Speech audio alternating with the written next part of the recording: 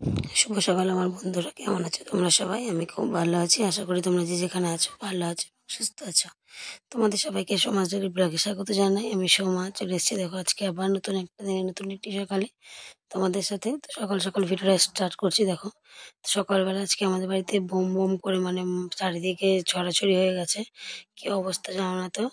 তো সকালে ঘুম থেকে উঠে জানো তো দেখছি যে উঠোনের মধ্যে না এই যেরকম বোম হয়, বোমের মতো কি একটা বেশ পড়ে রয়েছে।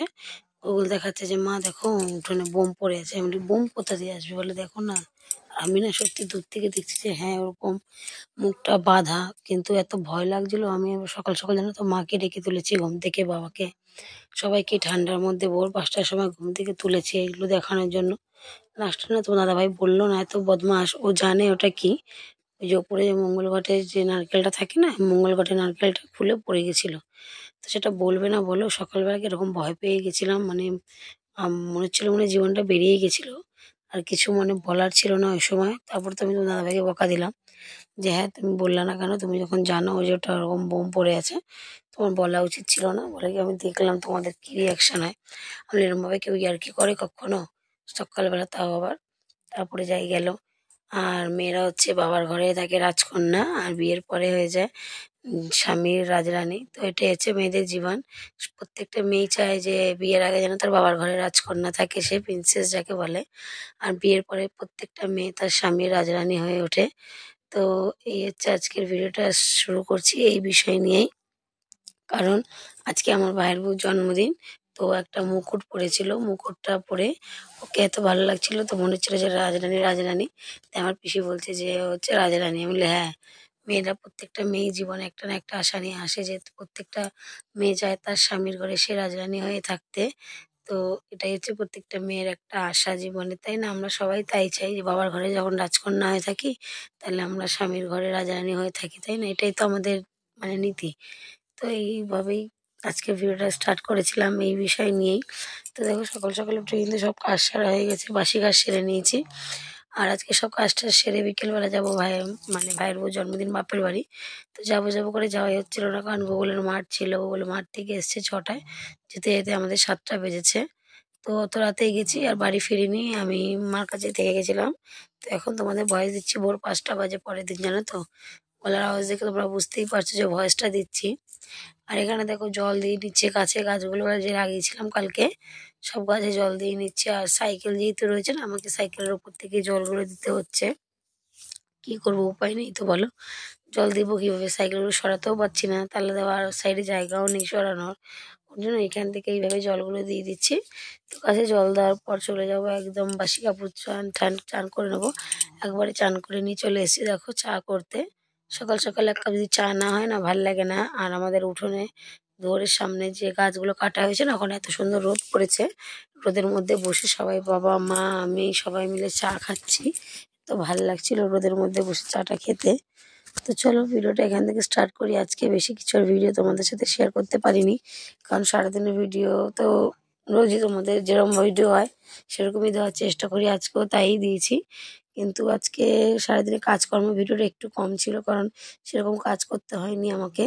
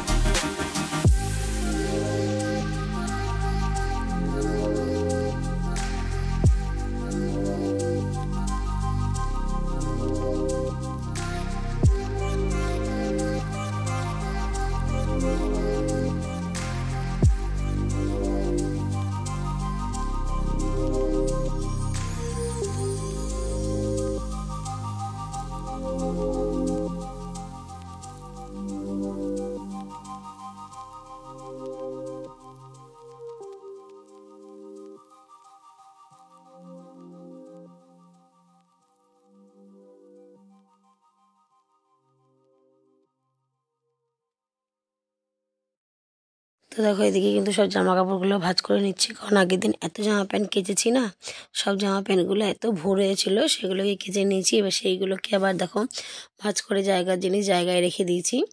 আর এই দেখো এই গিফটটা কালকে তোমাদেরকে দেখালাম, ভাইয়ের বোর জন্য কিনেছিলাম, কিন্তু বোন বললো যে দেখ এসব গিফট দিয়ে কী হবে, একটা জিনিস দিই যেটা ও পরতে পারবে, তাই না। ওর একটা সোয়েটারের দরকার ছিল, মানে কোথাও যাওয়া আসার সোয়েটার ছিল না। তো বোন বললো চল তুই আর আমি দুজনে মিলে একটা সোয়েটার দিয়ে দিন, তো দিয়ে তাহলে গিফট ঘরে রেখে দিচ্ছি, আমি ঘরের আগেই দেবো। তারপর আবার আমি পাঠালাম পয়সা, আর ও দুজনে মিলে একটা সোয়েটার কিনেছি। তো সবটা তোমাদের সাথে শেয়ার করেছি ও কী কী পেয়েছে। সোয়েটার পেয়েছে, একটা টেডি পেয়েছে, মা একটা টেডি বিয়ার দিয়েছে ওকে, আর বাবা 500 টাকা দিয়েছে, ওর বাবা 500 টাকা দিয়েছে, বোনেরা ক্যাডবেরি দিয়েছে। দেখো ঘরোয়া জন্মদিন করে, তাই না, অনেক লোক তো বলেনি। এইভাবে আমরা মানে আমরা 2 বোন আর ওর যে 2-3 ওর 3টে বোন আছে, পিসির 2 মেয়ে, ওর বোন, এই ব্যাস, আর কাউকে বলেনি। দেখো একটা অনুষ্ঠান করতে গেলে তো কম পয়সার প্রয়োজন হয় না, যা জিনিসের দাম আজকাল, তাই না।